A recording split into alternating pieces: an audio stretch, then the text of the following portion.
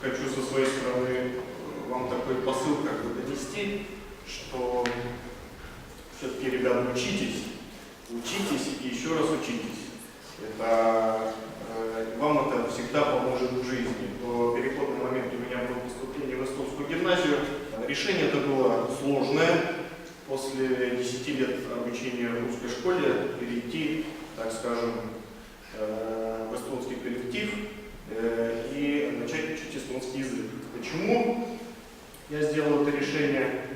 Потому что уже знал, что живя в Эстонии, если я хотел бы работать в Эстонии, мне необходимо все-таки вливаться в эстонскую среду, чтобы быть здесь конкурентоспособным.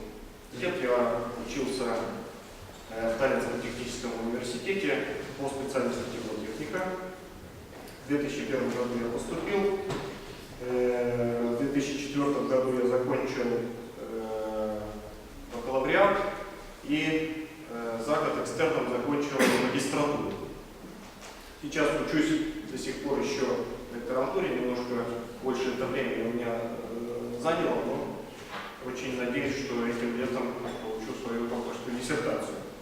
После университета проходил практику на электростанции, которая принадлежит Вестэнергии, где работал слесарем. Очень важно, конечно, было для меня выбрать тот путь, куда я хочу идти. Выбор был очень сложный. Когда я заканчивал школу, у меня были все дороги открыты.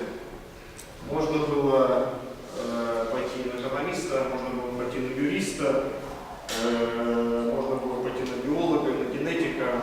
Все специальности я рассматривал, но выбор в конечном итоге я сделал в сторону энергетики. Почему? Потому что с холодным разумом посмотрел, что энергетика – это нужная специальность, всегда будет работа в области энергетики.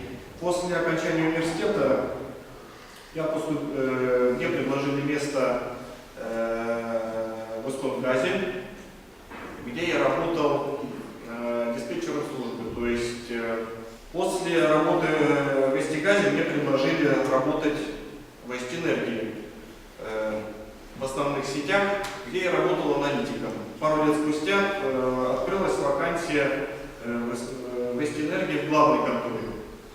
Это был очень интересный шаг. Я перешел с Элеринга в главную контору. И после этого мне предложили место в концерне ВКБ, дочернем предприятии ВКБ «Союз». Наша фирма занимается теплораспределением. Также, чтобы не отходить, так скажем, от молодежи, я занимаюсь тем, что я читаю лекции по термодинамике в Ерофейском колледже.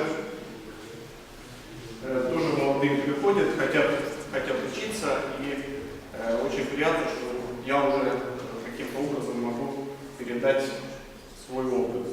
Так что еще один раз я скажу в конце моего выступления: ребята, учитесь, и у вас все получится. Потолка для молодежи никогда нет. Потолок молодой человек определяет себе сам.